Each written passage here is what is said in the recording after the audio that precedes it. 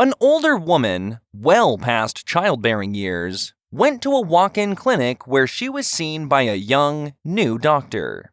After about 3 minutes in the exam room, the doctor told her she was pregnant. She burst out the door, screaming as she ran down the hall. An older doctor stopped her and asked her what the problem was, and she told him what had happened.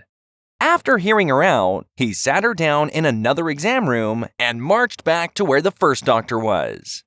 He demanded, "What is the matter with you? That lady is over 70 years old, has 4 grown children and several grandchildren. And you told her she was pregnant?" The young doctor continued to write on his clipboard, and without looking up, he asked, "Does she still have the hiccups?" A passionate duck hunter was on the lookout for a new bird dog to join him on his hunting expeditions. His search finally came to an end when he stumbled upon an extraordinary dog that had the ability to walk on water to retrieve a duck. Astonished by this unique find, he knows that none of his friends would believe him without witnessing it firsthand. He decided to break the news to a particular friend, a perpetual pessimist who was never impressed by anything. Hoping that even his skeptical friend would be amazed by a dog that could walk on water, the hunter invited him to join him and his new dog on a hunting trip in the countryside. However, the hunter strategically avoided mentioning the dog's exceptional talent. He wanted his friend to see it with his own eyes.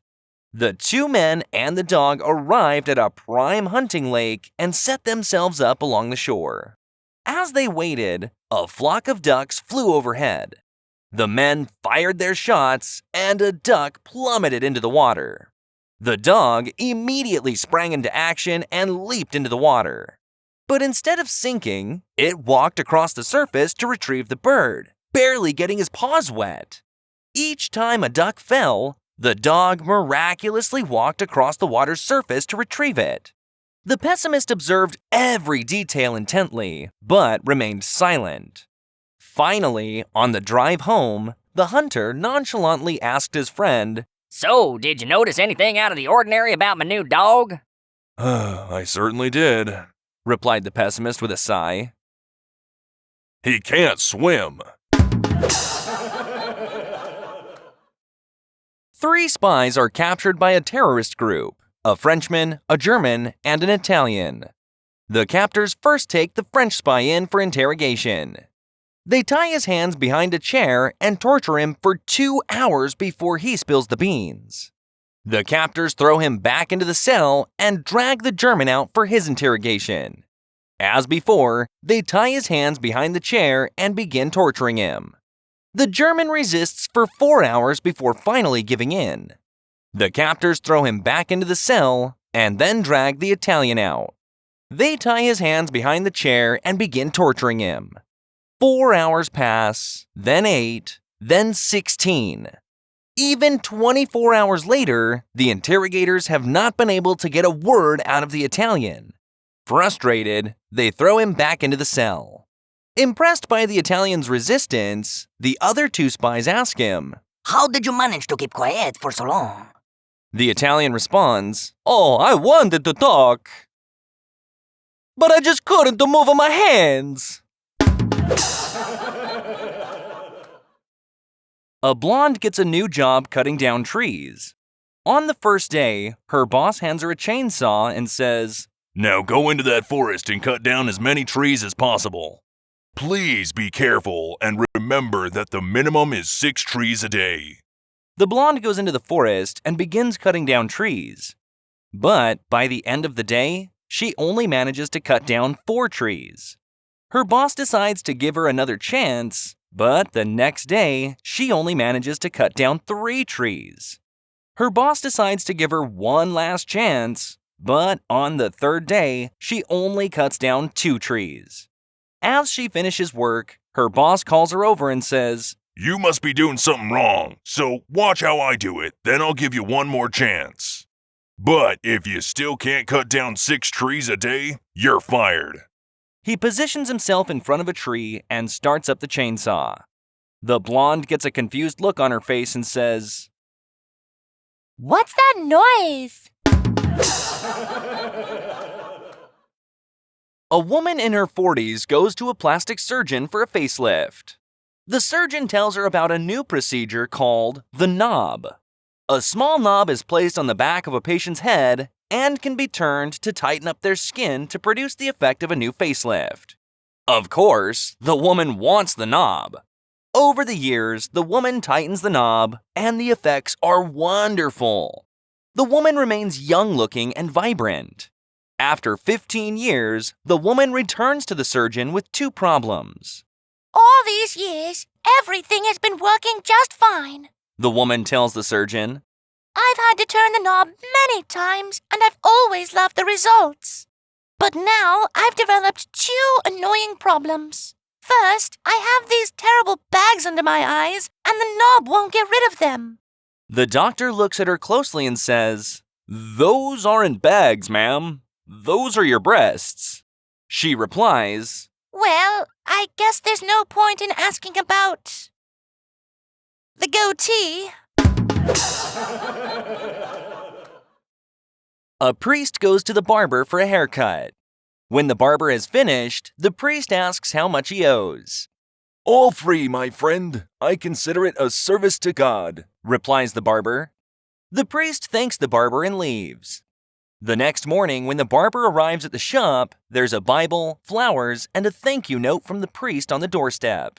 The same day, a policeman enters wanting a haircut. When the barber is finished, the policeman asks how much he owes. No charge, my friend. I consider this a service to the Lord above.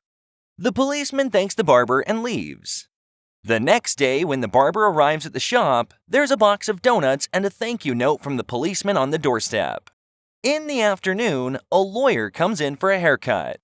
When the barber is finished, he tells the surprised but pleased lawyer that there is no charge as he considers it a service to God.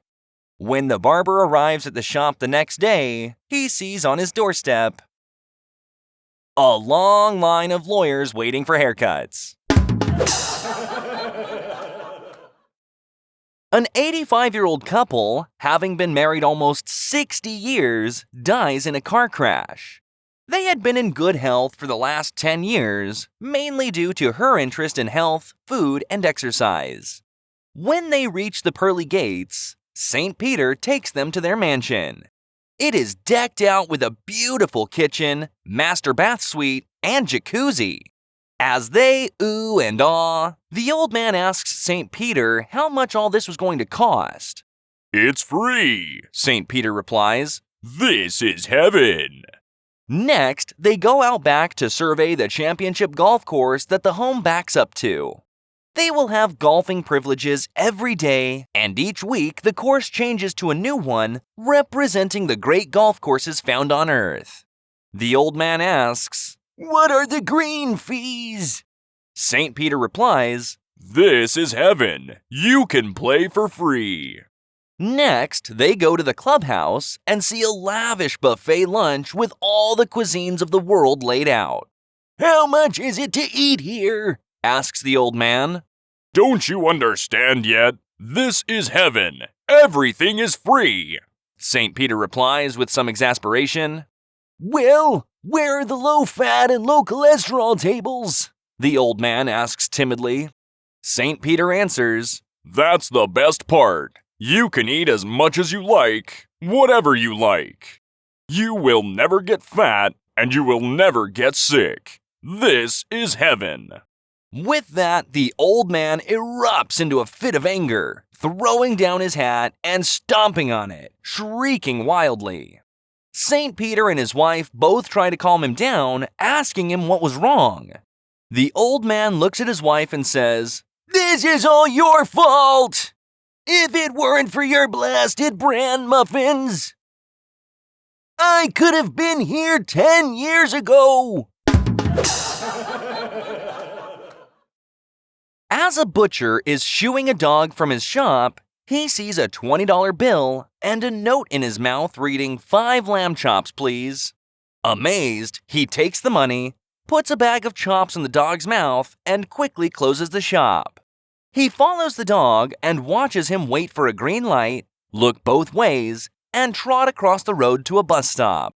The dog checks the timetable and sits on the bench.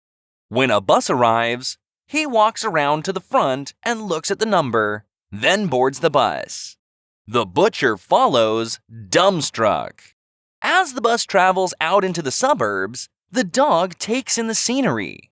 After a while, he stands on his back paws to push the stop bell. Then the butcher follows him off. The dog runs up to a house and drops his bag on the step. He stands on his back paws and presses the doorbell. He does this again and again, but there is no answer. So he jumps on a wall, walks around the garden, beats his paw against a window, jumps off, and waits at the front door. A guy opens it and starts cursing and shouting at the dog. The butcher runs up and screams, "What are you doing? This dog is a genius!" The guy at the door replies, "Genius my butt." It's the second time this week he's forgotten his keys.